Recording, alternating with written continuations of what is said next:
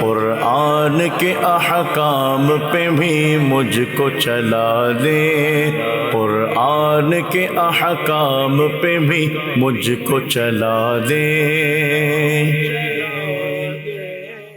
الحمدللہ رب العالمین والصلاة والسلام علی سید الانبیاء والمرسلین، اما بعد فاعوذ باللہ من الشیطان الرجیم، بسم اللہ الرحمن الرحیم۔ محترم ناظرین کرام، پروگرام دیکھ رہے ہیں آپ احکام قرآن، سورہ ممتحنہ کے منتخب آیات ہمارے مطالعہ میں ہیں، اور اللہ نے چاہا تو آج ہم آیت نمبر 10، آیت نمبر 11 اور آیت نمبر 12 کے تحت تفسیر نکات سنیں گے۔ ان آیت مبارکہ کا شان نزول سنیں گے اور ان آیت مبارکہ سے حاصل شدہ جو نکات ہیں اس پر گفتگو کریں گے۔ جیسا کہ پچھلے پروگرام میں بات بیان ہوئی کہ سورہ ممتحنہ جو ہے اس کے شان نزول کا موقع ہے صلح حدیبیہ کے بعد سے لے کر فتح مکہ کا زمانہ۔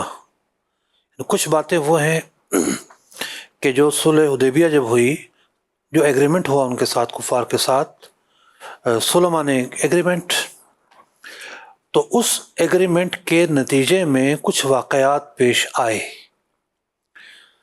جو شرائط طے پائی تھیں اس شرائط کی پیروی کرنے کے تعلق سے، اس کی خلاف ورزی کرنے کے تعلق سے کچھ واقعات پیش آئے۔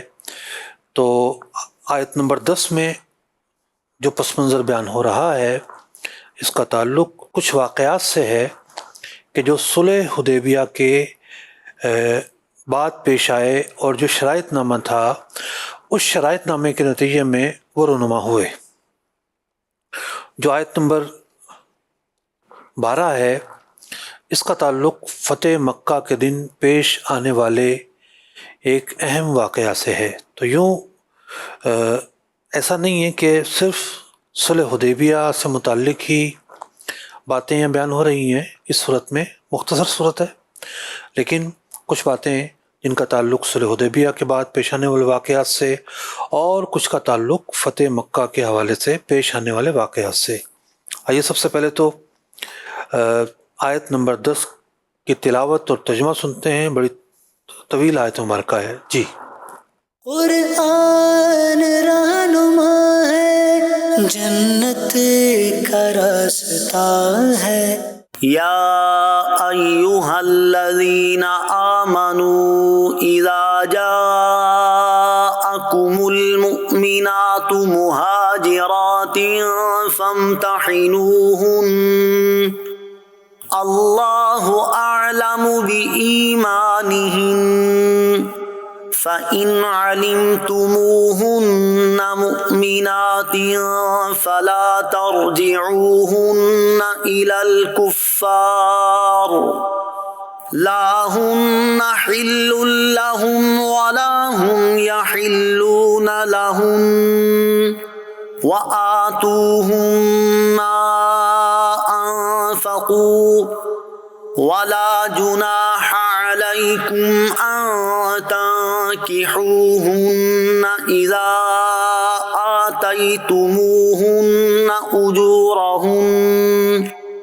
ولا تمسكوا بعصم الكوافر واسألوا ما أنفقتم وليسألوا ما أنفقوا، ذلكم حكم الله يحكم بينكم واللہ علیم حکیم۔ ترجمہ کنز الایمان۔ اے ایمان والو، جب تمہارے پاس مسلمان عورتیں کفرستان سے اپنے گھر چھوڑ کر آئیں تو ان کا امتحان کر لو، اللہ ان کے ایمان کا حال بہتر جانتا ہے۔ پھر اگر وہ تمہیں ایمان والیاں معلوم ہوں تو انہیں کافروں کو واپس نہ دو، نہ یہ انہیں حلال نہ وہ انہیں حلال، اور ان کے کافر شوہروں کو دے دو جو ان کا خرچ ہوا، اور تم پر کچھ گناہ نہیں کہ ان سے نکاح کر لو جب ان کے مہر انہیں دو، اور کافر نیوں کے نکاح پر جمے نہ رہو، اور مانگ لو جو تمہارا خرچ ہوا، اور کافر مانگ لیں جو انہوں نے خرچ کیا، یہ اللہ کا حکم ہے، وہ تم میں فیصلہ فرماتا ہے، اور اللہ علم و حکمت والا ہے۔ ناظرین محترم، آیت مبارکہ بڑی ہی اہم آیت مبارکہ، بہت سارے اہم جو کنٹینٹس ہیں، بہت سارے بنیادی جو نکات ہیں اسلامی تعلیمات کے، اس آیت مبارکہ سے جھلک رہے ہیں۔ میں سب سے پہلے تو یہ عرض کروں کہ چونکہ یہ آیت مبارکہ کا شان نزول یہ ہے کہ جب معاہدہ طے پایا کفار کے ساتھ، جس پر بعض صحابہ کرام علیہم رضوان کو یوں افسردگی تھی کہ ہم نے ایک کمزور معاہدہ سائن کر لیا، لیکن وہ اس معاہدے کے دور رس جو نتائج ہیں وہ ان کی توجہ میں نہیں تھے۔ نبی مکرم صلی اللہ علیہ وسلم تمام چیزوں سے واقف تھے۔ اس میں ایک شرط یہ تھی کہ اگر کوئی مسلمان مکہ کا رہنے والا وہ مدینہ منورہ آ جاتا ہے تو پھر مسلمان اس کو واپس لوٹائیں گے۔ کفار جو ہے اس معاہدے کہ اس شک پر انہوں نے بڑا جشن منایا کہ دیکھیں ہم نے معاہدہ کر لیا ہے اور ہمارا پلڑا بھاری ہے اور ہم جو ہیں وہ غالب ہیں، تو بڑے خوش ہوئے وہ۔ اب اس معاہدے میں جو الفاظ تھے وہ الفاظ تھے رجل ان کے، کہ کوئی مرد جو ہے وہ اگر مکہ مکرمہ سے آ جائے مدینہ منورہ تو اسے مسلمان پناہ نہیں دیں گے، اس کو مکہ لوٹایا جائے گا۔ تو ان مسلمان مردوں کے حوالے سے تو مشکل شرط تھی کہ جو کفار کے چنگل سے نکلنا چاہ رہے تھے، آزاد زندگی گزارنا چاہ رہے تھے، مکہ مکرمہ سے نکل کر مدینہ منورہ میں نبی مکرم صلی اللہ علیہ وسلم کی صحبت میں آنا چاہتے تھے، لیکن آزمائش، ابتلاء اور امتحان بھی تو کوئی چیز ہوتی ہے، اور یہ یوں سمجھیے کہ ایک سیمی فائنل تھا، اور یہ ایک صلح حدیبیہ ایک چھوٹی فتح تھی جو کہ پیش خیمہ ثابت ہوئی بڑی فتح کا، فتح مکہ کا۔ تو اس معاہدے کو اولاً تو کفار نے خود توڑا اور خود توڑ کر جنگ کو اپنے اوپر مسلط کیا، اور اس کے بعد فتح مکہ ہوتی ہے اور بغیر جنگ کے ہوتی ہے۔ اب ایک طرف تو اس معاہدے میں یہ بات شامل تھی کہ مکہ مکرمہ میں رہنے والا کوئی مسلمان مدینہ منورہ نہیں جا سکتا۔ جو ورڈنگ معاہدے کی ہوتی ہے بڑی اہم ہوتی ہے، بہت اہم ہوتی ہے۔ یہ معاہدہ جس ورڈنگ پر لکھا گیا اس میں یہ تھا کہ کوئی مرد اگر مکہ کا رہنے والا مدینہ منورہ آنا چاہے، مسلمان ہو، تو مسلمان اسے واپس لوٹا دیں گے۔ اس میں یہ نہیں تھا کہ کوئی عورت اگر آنا چاہے تو مسلمان اسے واپس لوٹا دیں گے۔ لہٰذا اس معاہدے کی لکھی ہوئی شکوں سے خواتین کو براہ راست فائدہ پہنچا، اور کفار بھی انگلی دبا کر دیکھتے رہ گئے ہوں گے کہ یہ ہم نے کیا کیا۔ ہم اگر اور توجہ کرتے، انہوں نے سوچا ہوگا تو یہ شک بھی ڈال سکتے تھے کوئی مرد یا عورت، لیکن یہ شک ان کی توجہ میں نہیں آئی اور مسلمانوں کو فائدہ پہنچا۔ اب مکہ مکرمہ میں جو مسلمان خواتین تھیں وہ نکل کر مدینہ منورہ آنے لگیں۔ اب یہ جو خواتین ہیں کیا واقعی اہل ایمان سے ہیں، یا معاملہ یہ ہے کہ ایمان سے تو اہل ایمان سے تو نہیں ہیں، ان کے جو شوہر تھے جو بھی مکہ مکرمہ میں تھے ان سے یہ تنگ تھیں اور ان کی وجہ سے اب آ گئی ہیں اور دعویٰ ایمان کر رہی ہیں۔ تو یہاں مسلمانوں کو یہ کہا گیا کہ اگرچہ کہ ان کے جو ایمان کی کیفیت ہے اللہ بہتر جانتا ہے، لیکن پھر بھی تم ان کے امتحان لو کہ واقعتاً یہ اہل ایمان سے ہیں یا نہیں ہیں۔ فرمایا گیا یا ایھا الذین آمنوا اذا جاءکم المؤمنات، جب آپ کے پاس ایمان والی خواتین آئیں۔ کون سی ایمان والی؟ مہاجرات جو ہجرت کر کے آ رہی ہیں، فامتحنوہن، ان کے امتحان لو، فامتحنوہن اللہ اعلم بایمانہن، بے شک اللہ ان کے ایمان سے زیادہ باخبر ہے۔ لیکن پھر بھی کہا گیا کہ ان کے امتحان لو۔ فَإِنْ عَلِمْتُمُوهُنَّ مُؤْمِنَاتٍ، جب تمہیں غلبہ ظن سے بات معلوم ہو جائے کہ یہ مسلمان ہیں، فَلَا تَرْجِعُوهُنَّ إِلَى الْكُفَّارِ، اب انہیں کفار کے پاس نہیں لوٹانا۔ لَا هُنَّ حِلٌّ لَهُمْ، جب انہوں نے ایمان قبول کر لیا، ان کا نکاح ان کے شوہروں سے ختم ہو گیا، اب ان کے لیے حلال نہیں ہے۔ وَلَا هُمْ يَحِلُّونَ لَهُنَّ، اور نہ وہ جو مرد ہیں ان کے لائق ہیں۔ کفار آتے ہیں اگر مقدمہ لے کر کہ جی ہمارے بیویاں آ گئی ہیں، تو ان سے کہو اپنے مہر واپس لے لو۔ وَآتُوهُمْ مَا أَنفَقُوا، جو انہوں نے مہر دیا تھا وہ واپس کر دیا جائے۔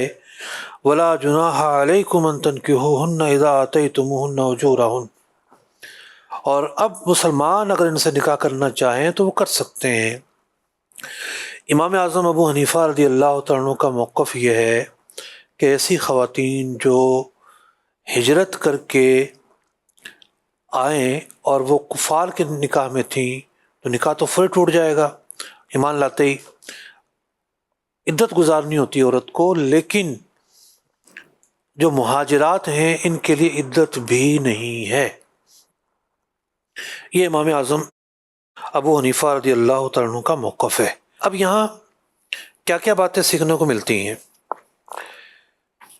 پہلی بات تو یہ ہے کہ کچھ چیزیں ایسی ہیں کہ جس میں اسباب کے ہم محتاج بنائے گئے ہیں، ہم اسباب کو جو ہے وہ صرف نظر نہیں کر سکتے۔ بعض لوگ کہہ دیا کرتے ہیں کہ بھئی یہ معاملہ اللہ پہ چھوڑ دو، اللہ جانے اور معاملہ جانے۔ بے شک کچھ باتیں ایسی ہیں جہاں معاملہ اللہ پر چھوڑا جاتا ہے، لیکن کچھ باتیں وہ ہیں جہاں اللہ نے معاملہ بندوں کو ہینڈل کرنے کا کہا ہے۔ یہاں اللہ نے واضح طور پر فرمایا کہ اللہ اعلم بایمانہن، کہ بے شک اللہ ان کے ایمان کے بارے میں سب سے بڑھ کر جاننے والا ہے۔ اس کے باوجود فرمایا فامتحنوہن، کہ ان کا امتحان لو۔ اب امتحان کیا لو جناب؟ حضرت ابن عباس رضی اللہ تعالیٰ عنہ فرماتے ہیں کہ یہ جو خواتین ہیں ان سے قسم لی جائے گی، ان سے حلف لیا جائے گا کہ واقعی کیا تم ایمان کی وجہ سے آئی ہو، شوہروں کی وجہ سے تو نہیں آئی؟ تو یہ جو حلف ہے اس کی کتنی بڑی طاقت ہے۔ اس حلف کے نتیجے میں ایک جو ظاہری قضا ہے، معاملہ کیا ہوتا ہے کہ بعض اوقات ایک معاملہ ہوتا ہے دیانتاً اور ایک معاملہ ہوتا ہے قضاءً۔ تو یہ آیت دونوں چیزوں کی تقسیم کو بیان کر رہی ہے کہ ایک بندے کا جو اندرونی حال ہے وہ اس کا اور اللہ کا معاملہ ہے، اور ایک ہوتا ہے ظاہر میں اس کا ثابت کرنا۔ تو کچھ فیصلے وہ ہوتے ہیں جس میں دیانت کا اعتبار ہوتا ہے، کچھ وہ ہوتے ہیں جس میں قضا کا اعتبار ہوتا ہے۔ مثال کے طور پر ہمارے پاس لوگ آتے ہیں مسئلہ لے کر کہ جناب شوہر کہتا ہے میں نے طلاق نہیں دی، بیوی کہتی ہے کہ نہیں اس نے تو مجھے 3 طلاق دی ہے۔ بعض اوقات شوہر بالکل انکار کر رہا ہوتا ہے، اور بعض اوقات شوہر جو ہے وہ 2 طلاق کا اقرار کر رہا ہوتا ہے، بیوی کہتی ہے 3 دی ہے۔ اب دونوں کا اختلاف، اب دعویٰ کرنے والی ہے بیوی، یہ مدعی ہے، اور مدعی کے ذمے گواہ ہیں۔ بعض اوقات بند کمرے میں بات ہوتی ہے، یا جو شرائط کے مطابق گواہ ہیں وہ نہیں ہوتے۔ مثال کے طور پر کوئی ایک خاتون موجود ہے، 2 بچے موجود ہیں، یہ گواہی کے نصاب کو نہیں پہنچتے یا اصلاً سرے سے گواہ نہیں ہوتے، تو اب شوہر کو کہا جاتا ہے کہ تم حلف اٹھاؤ، اس کے پاس گواہ نہیں ہے، البینۃ علی المدعی والیمین علی من انکر، تو شوہر کو کہا جاتا ہے کہ تم حلف اٹھاؤ۔ اب اگر شوہر حلف اٹھا لیتا ہے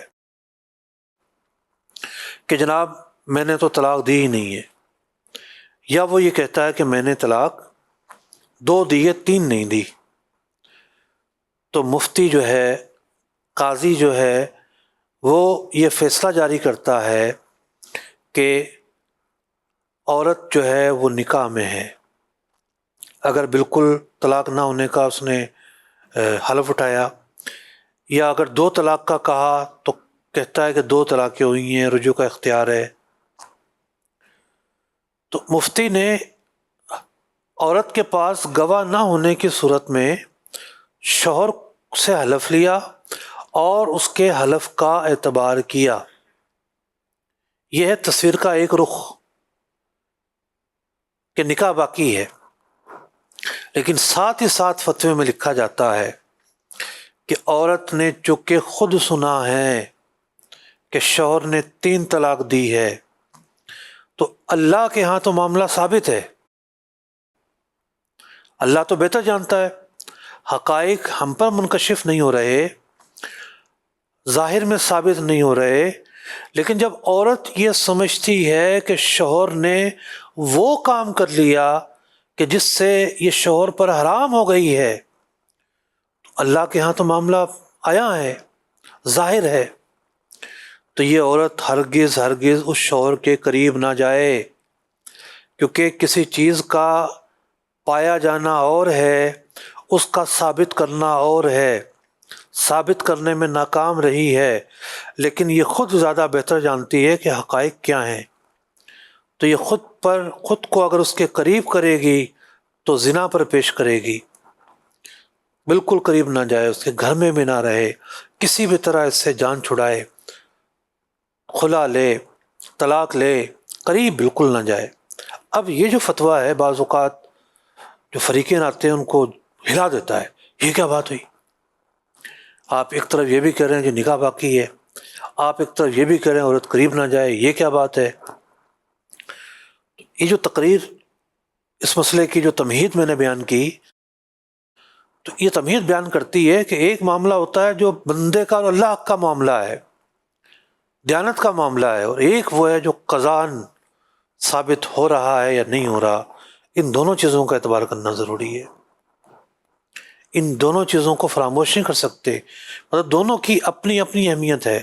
تو یہ آیت بیان کر رہی ہے کہ اللہ کے ہاں تو جو یہ ہیں وہ ہیں، اللہ بہتر جانتا ہے، لیکن تم ان کا امتحان لو۔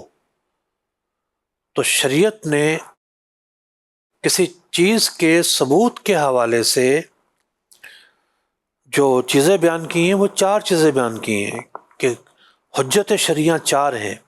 نمبر 1 گواہی، نمبر 2 حلف، نمبر 3 اقرار، اور نمبر 4 نقول۔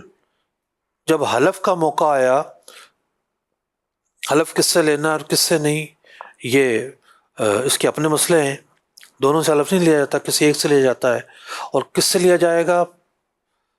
مدعا علیہ سے لیا جائے گا، جب گواہ نہ ہو تب لیا جائے گا، گواہ ہو تو فیصلہ گواہی پر ہی ہوگا۔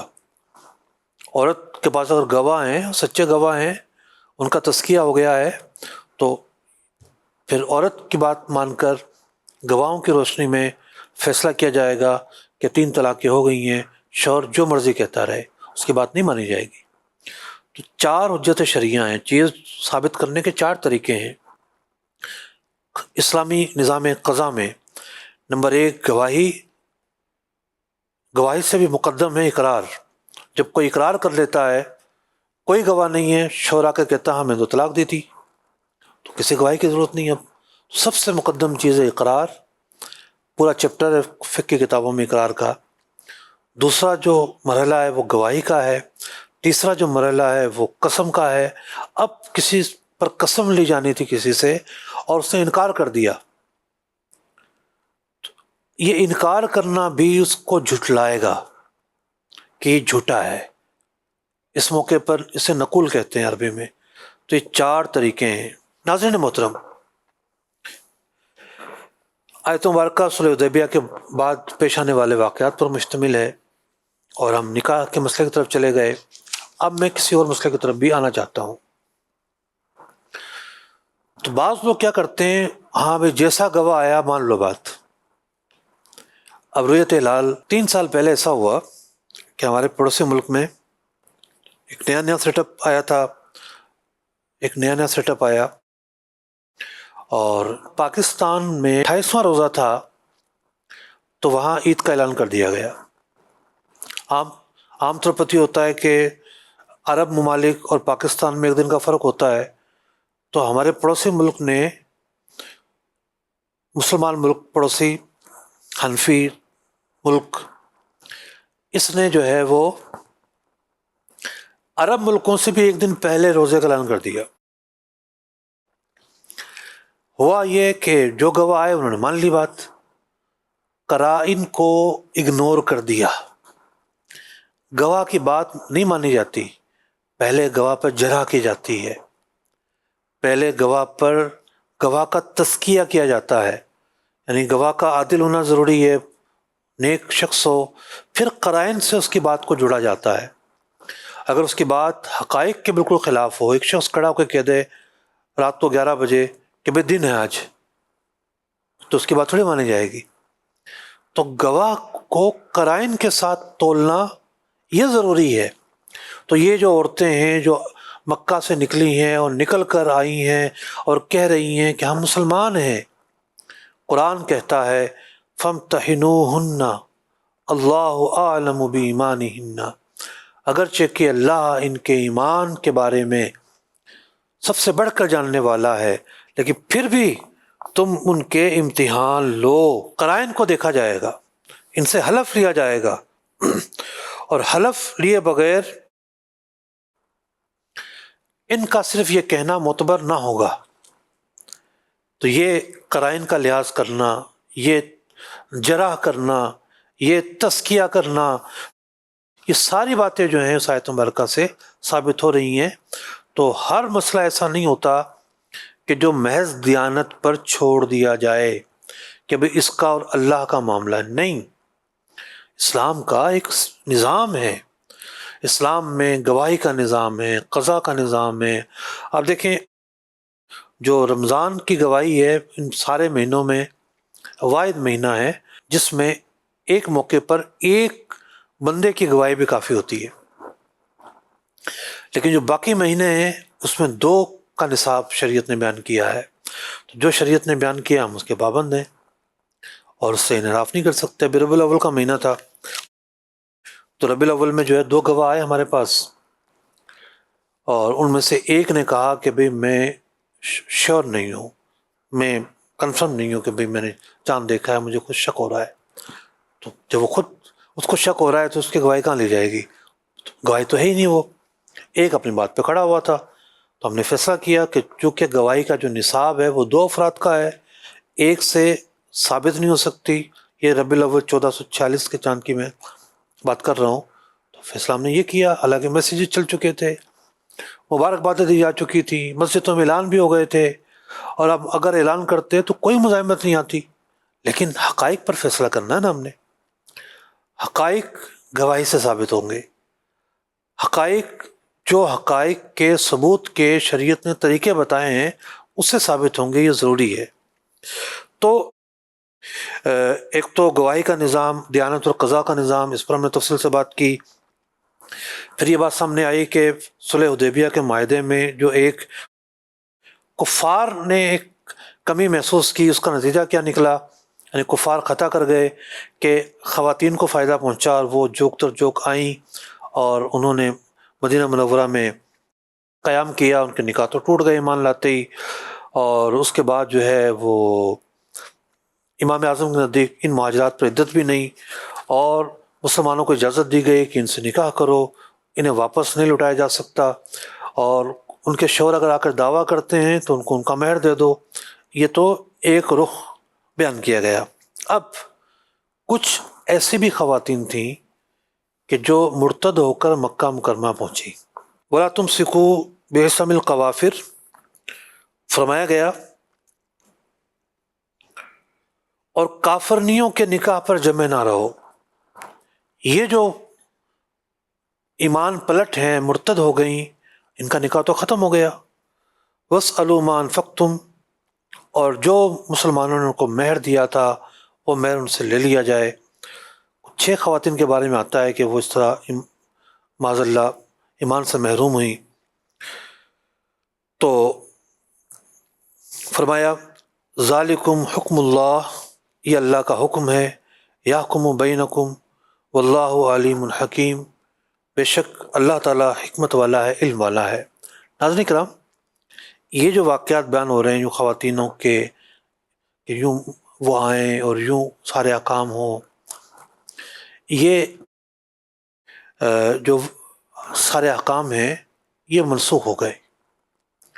جب آیت قتال نازل ہوئیں تو یہ منسوخ ہو گئے، اور یہ چونکہ صلح حدیبیہ کے نتیجے میں پیش آنے والے احکام تھے، تو جب فتح مکہ ہو گیا تو اس سے پہلے صلح حدیبیہ ختم ہو چکا تھا.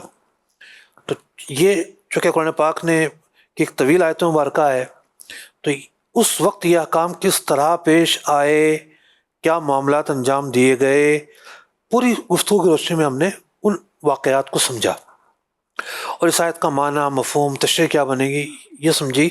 لیکن یہ واضح رہے کہ اب یہ احکام نہیں ہے، فتح مکہ کے بعد ایسی صورت نہیں ہے. جی اگلی آیت مبارکہ تلاوت اور ترجمہ. وَإِن فَاتَكُمْ شَيْءٌ مِّنْ أَزْوَاجِكُمْ إِلَى الْكُفَّارِ فَعَاقَبْتُمْ فَآتُوا الَّذِينَ ذَهَبَتْ أَزْوَاجُهُم مِّثْلَ مَا أَنفَقُوا وَاتَّقُوا اللَّهَ الَّذِي أَنتُم بِهِ مُؤْمِنُونَ. ترجمہ کنز ایمان. اور اگر مسلمانوں کے ہاتھ سے ان کی کچھ عورتیں کافروں کی طرف نکل جائیں پھر تم کافروں کو سزا دو، تو جن کی عورتیں جاتی رہی تھیں غنیمت میں سے انہیں اتنا دے دو جو ان کا خرچ ہوا تھا، اور اللہ سے ڈرو جس پر تمہیں ایمان ہے. پیچھے سے تسلسل ہے کہ 6 عورتیں ایسی تھیں جو چلی گئی تھیں مرتد ہو کر، تو ان کے جو شوہر تھے مال غنیمت سے جو ہے پھر ان کو حصہ دیا گیا، اور وہ چلی گئیں تو چلی گئی، ایمان سے محروم ہو گئیں. تو یہی بات اس آیت مبارکہ میں بیان کی گئی. آیت نمبر 12 تلاوت اور ترجمہ سنتے ہیں. جی. يا أيها النبي إذا جاءك المؤمنات يبايعنك على ألا يشركن بالله شيئا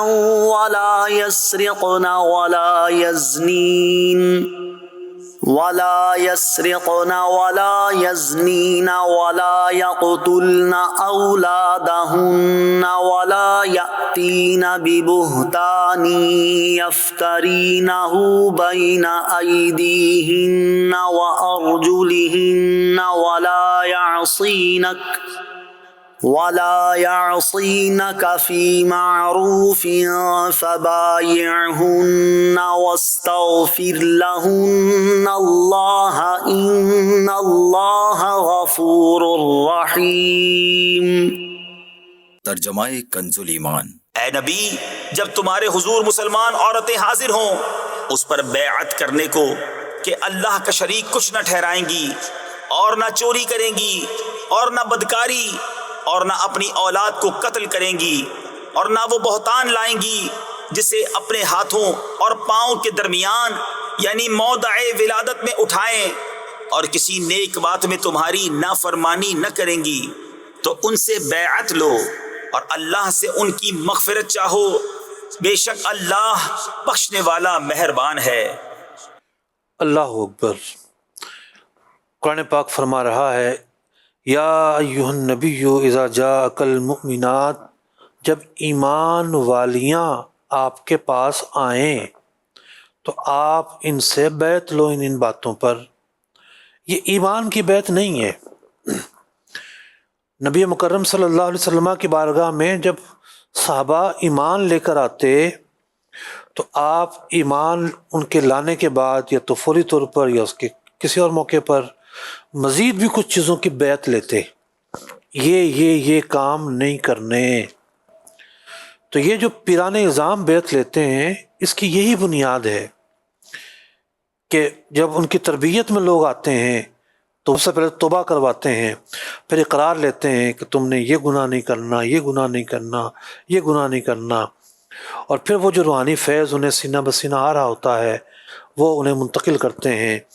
تو یہ جو مومنات ہیں، حضور علیہ الصلوۃ والسلام کوہ صفا پر کھڑے ہیں، فتح مکہ کا دن ہے، اللہ اکبر، مرد بھی آئے، اب عورتیں آ رہی ہیں، اور حضور نے عورتوں سے بیعت لی، نہ کسی سے ہاتھ ملایا، نہ جسم کا کوئی حصہ مس کیا۔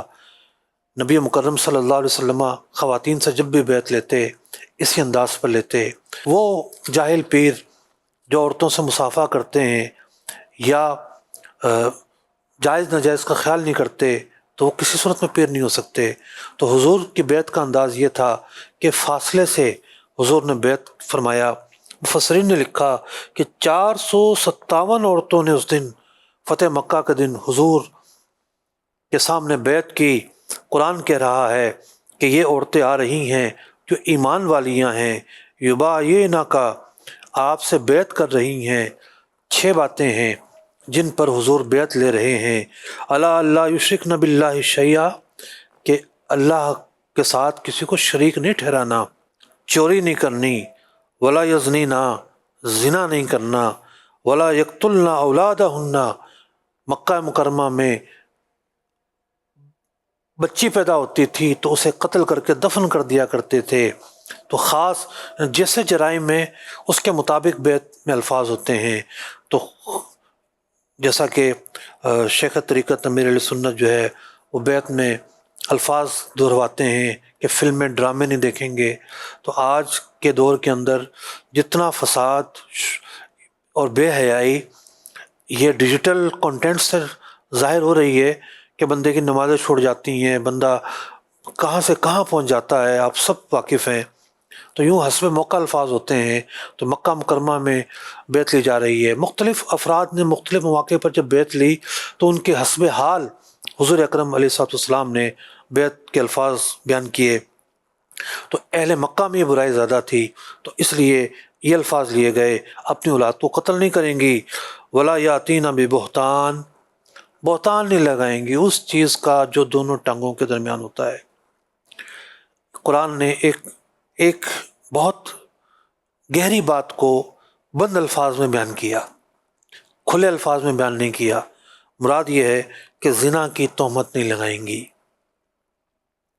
ولا یاسینک فی معروف، اور اے محبوب جب تم انہیں نیکیوں کا حکم دو گے تو تمہاری نافرمانی نہیں کریں گی۔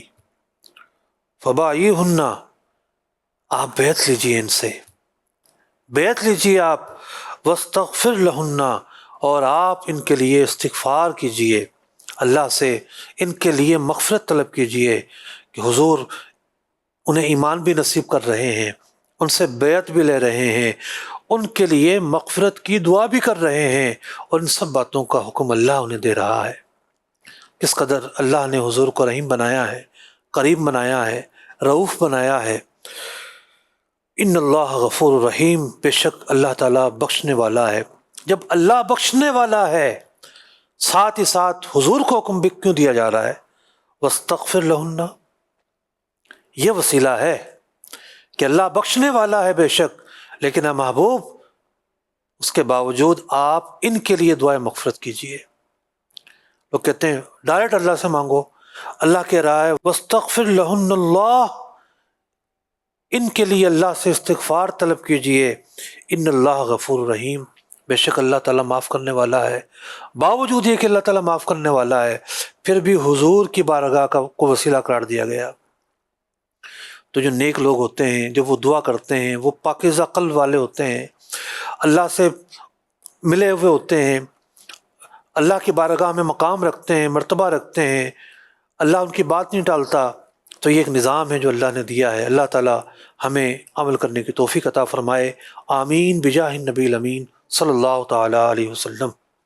قرآن کے احکام پہ بھی مجھ کو چلا دے، قرآن کے احکام پہ بھی مجھ کو چلا دے.